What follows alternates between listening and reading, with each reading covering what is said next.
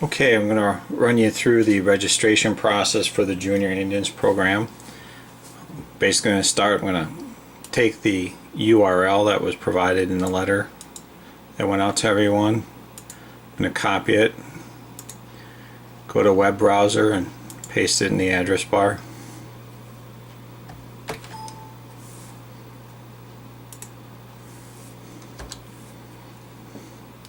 And you should end up on a page that looks like this here.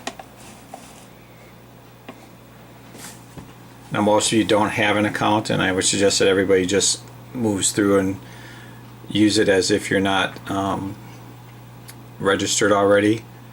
You can go in and create your account after you enter information in here. I already have one, so I'm actually going to move in here and log in. There's something about this site that you should be aware of, and that is this site is not only for registration, but the information you provide in here is going to be used to manage your team and provide information to you regarding your team throughout the entire next season. So the information is pretty important, what you put in here. Also, it is a private account, so your information or that information pertaining to your son will not be shared outside of what's on the website. Your son will be assigned to a team, and or your daughter in the cheerleading thing will be assigned a team, and only the teammates will be able to see the information, which is also optional to you as to what you want them to see and not to see. But many times it's good to have your information up there, especially people that need to carpool, share rides, things like that. But most of the contact information you provide will allow us to communicate with you out through the season. Now, one of the things I've noticed about this is when I log in, it seems to take me back to this first page. I've seen it do it a couple of times and a couple of test runs with other people.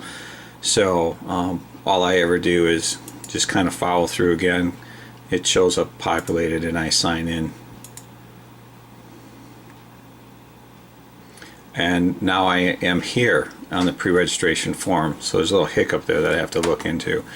Alright, on a pre-registration form you're going to ask for import player from Team Snap. You're not going to be doing that this year. However, in future years when you re-register your player or your cheer leader participant, you'll be able to import this information and move through this much quicker.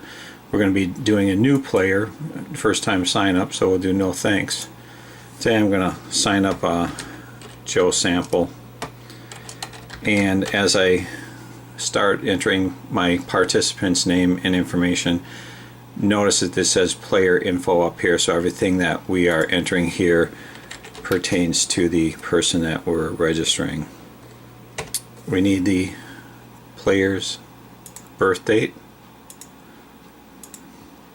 We have to ensure that he's eligible to play on the grade level that he's playing in next year. Now this email, again, is under player info. This would actually be an email for your player participant or cheer participant. If you want to include that, then the information that goes out to you and your spouse or whatever other individual you have that might be from your family in coordinating your son's or daughter's participation in this program will be included later. You can provide this email information if you want, or you can skip it. You want to label it as Joe's email. You can do so. If it's a family email, whatever, you can label it family email. Put the telephone number for contact, the home phone number, and then indicate the gender. Now we require information on at least one parent. One email at least, so we can communicate with you, is requested and required.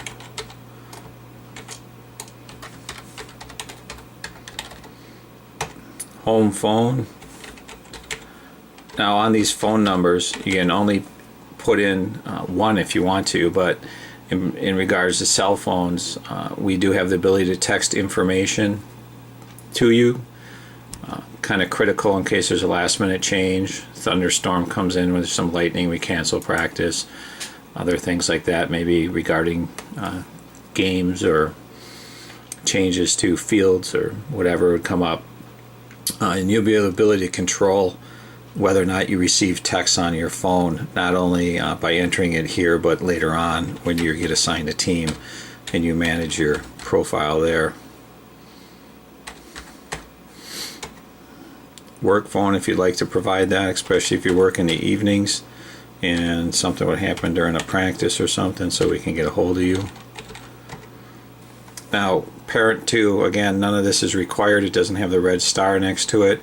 However, remember, this is largely information sharing, so if you have a second parent or a second individual who's involved in your son or daughter's participation in the sport, I recommend that you include that in there also.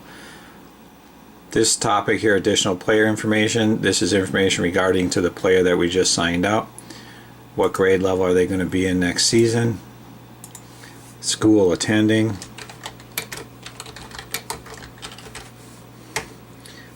And previous participant. In order to pre-register, you either have to have a sibling that's been playing in it, now you're just entering it, or you were on a team last year, 5th through 7th grade. Here's additional emails you can enter if you want to put in a work email or another one that you have, so that we can get information to you during the season.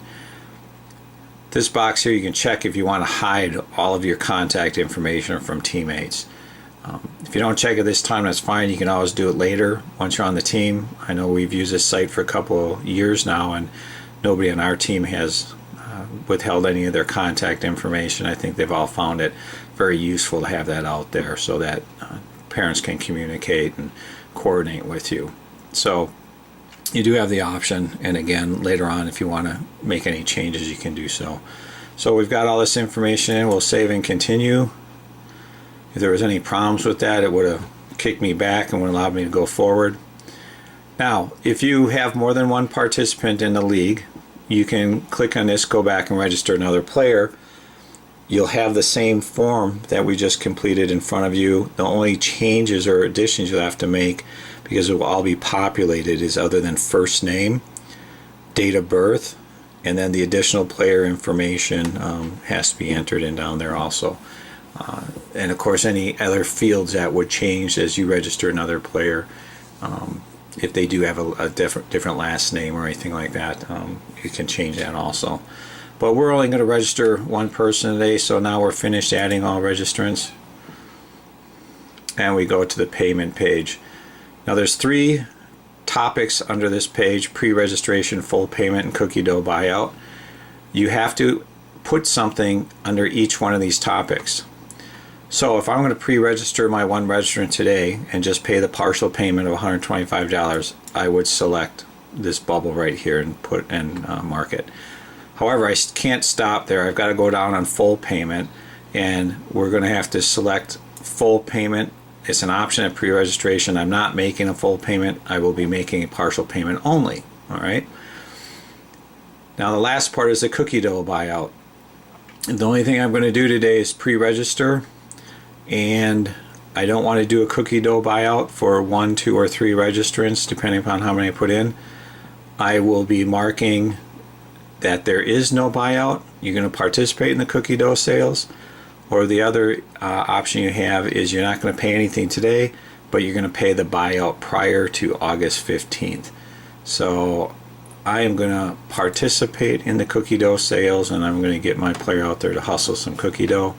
So now I've got bubbles marked under each heading here, and I can move forward. If I did not select something under each one, I would not be able to continue.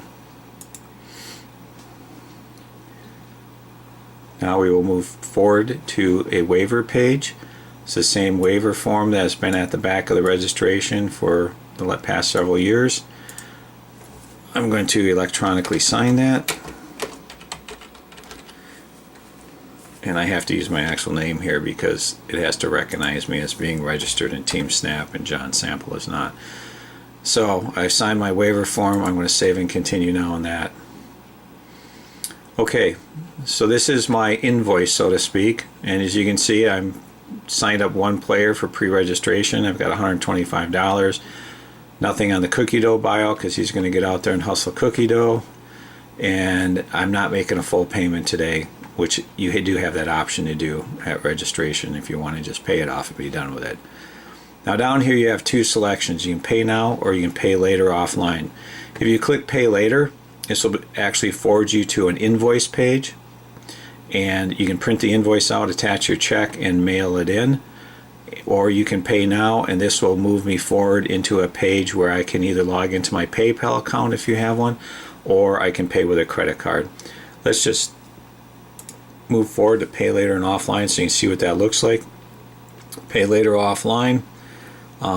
Address you need to send this into, I would strongly suggest that you print this out and you do this as fast as possible. We do have limited space in each of the teams at each grade level, so hesitating and not getting this in on time or getting it in after everyone else does could put you on the waiting list. So I'm going to move forward, and there's my invoice that I can print out if I want to, or I can just wait. If I select the pay now options, it will take me to a page, and there's my PayPal login opportunity. If I don't have a PayPal account, you can still pay with a credit or debit card. Click on that and you'll be provided this form. It still has the PayPal emblem on it. It is still run through PayPal. However, that has the ability to just take a direct payment from your credit card. Fill out your information concerning the credit card you're using, all of your information pertaining to you who is assigned to that credit card, and the additional information to request. Now, you don't have to save the information and do a PayPal account, so uncheck that if you just want to pay with your credit card. And of course, they want you to sign up for PayPal. If you do want to do one PayPal account, you can create a password and you'll have a PayPal account that gets set up for you then. So just click that off, review it and continue, and then basically it will come forth with a summary and give you the ability to pay on your credit card at that time. That is pretty much everything that's involved with registering your participant with the Junior Indians football program. If you have any questions, you'll have to contact myself, John Graber, or Doug Meny, or Lou Santacola at the information that was provided in your notice that was sent out to you.